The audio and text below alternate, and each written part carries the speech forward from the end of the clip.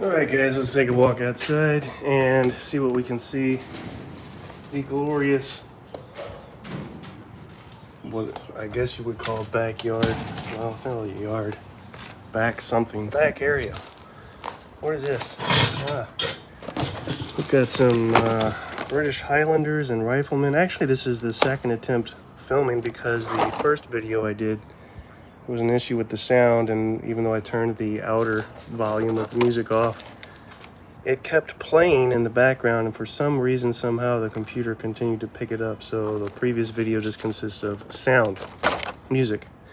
So, got this in the mail today.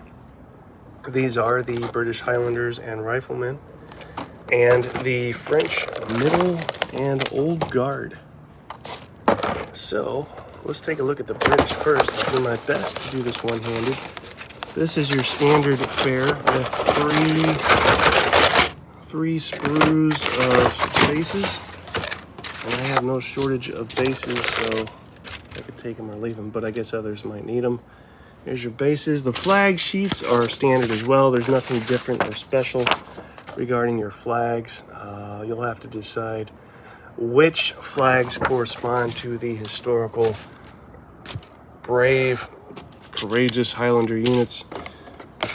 Speaking of which, look at this piece of paper as background and see if this camera focuses better. So there's another reason for doing it with this iPad.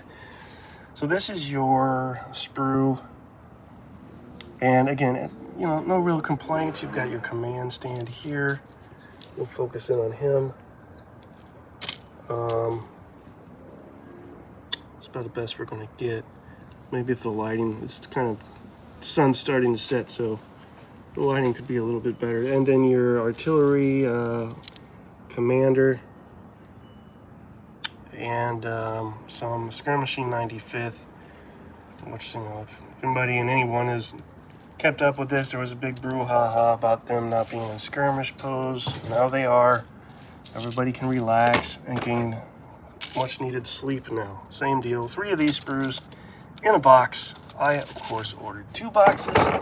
It's not to say that you need to do so. It's just that I chose to do so because I am strange.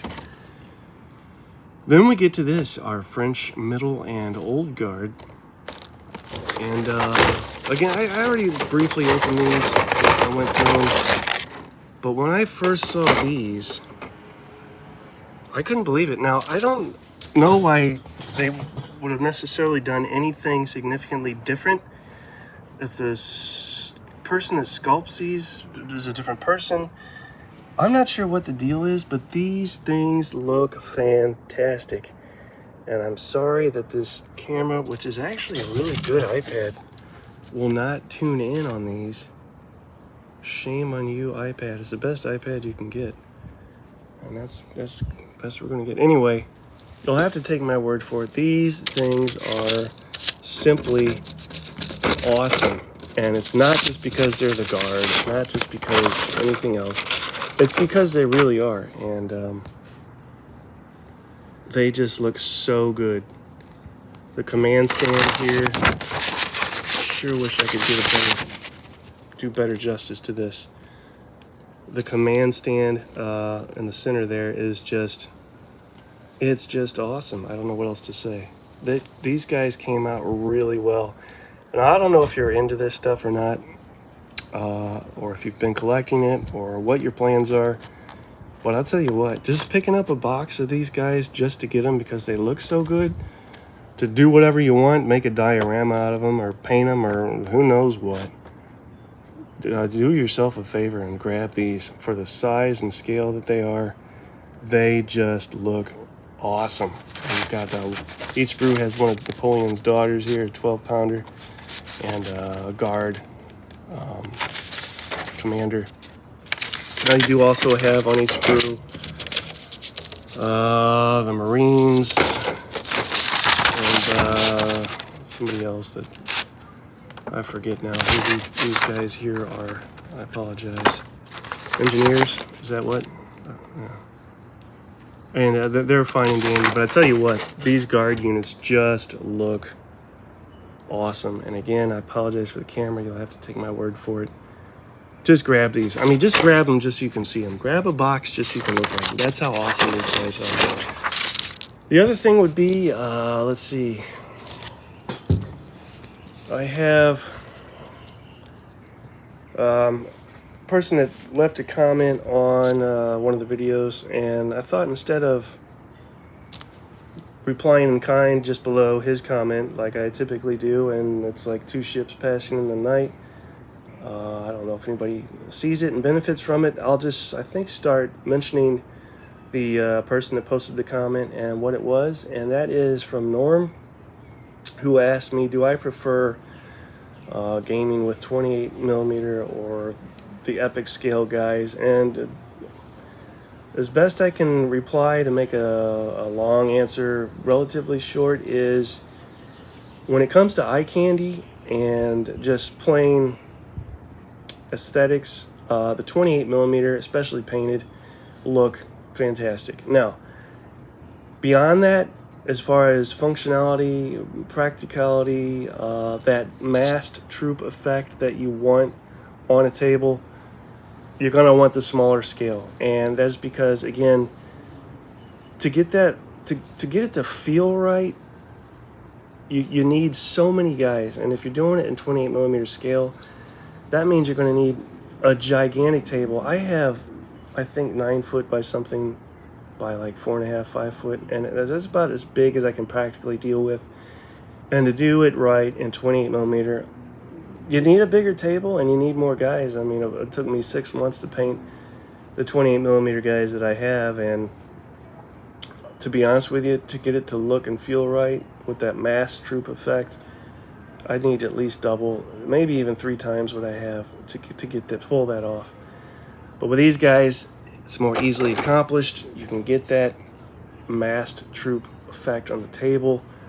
Scale-wise, battle-wise, you scope out more, right, with the smaller scale. So you get more of a, I wouldn't want to say strategic, but maybe grand tactical approach or feel with this scale.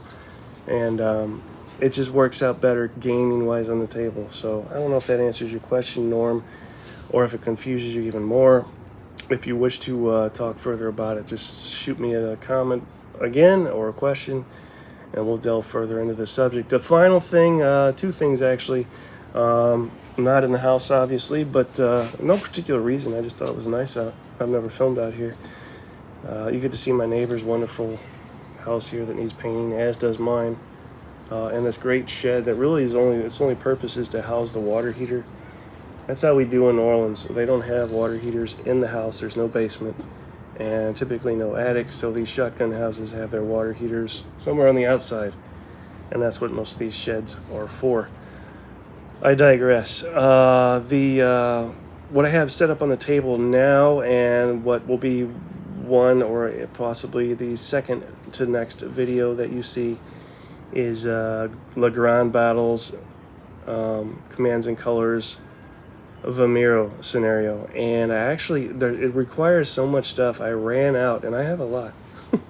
I ran out of British troops, and I didn't know when this stuff would show up, so I ordered a single box of British line, just on the off chance that this stuff would take another 2 or 3 weeks. I got that a couple days ago, and then this showed up today. So maybe if I was just a hair more patient, wouldn't need to do that, but no harm done. All that stuff is set up according to plan, and let me reiterate, there's a lot of it. It's pretty impressive. I wanted to see if I could do it. I haven't done a Legrand battle size scenario yet, much less or much more with miniatures, so this could prove interesting.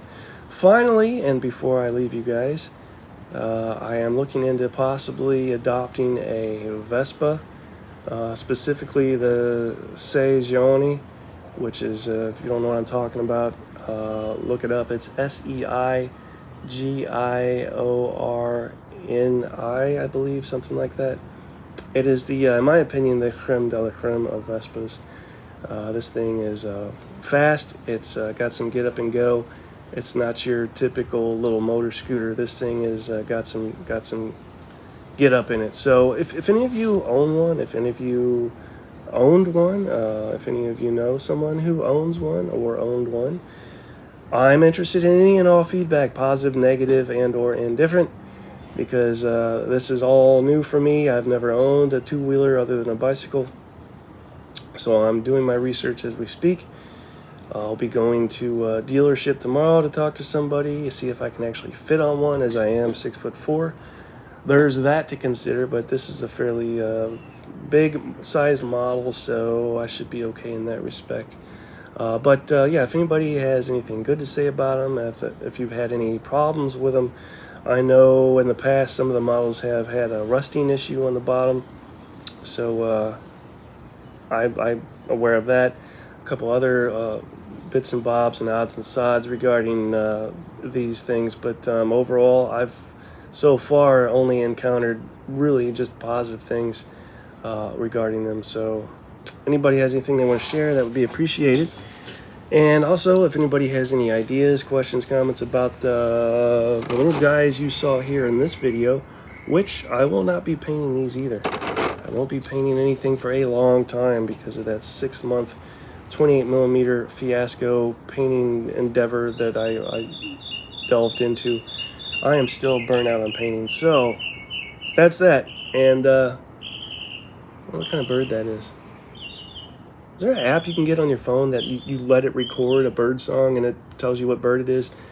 Surely there is. If there's not, that needs to be a thing. All right, guys, take care. I'll talk to you soon.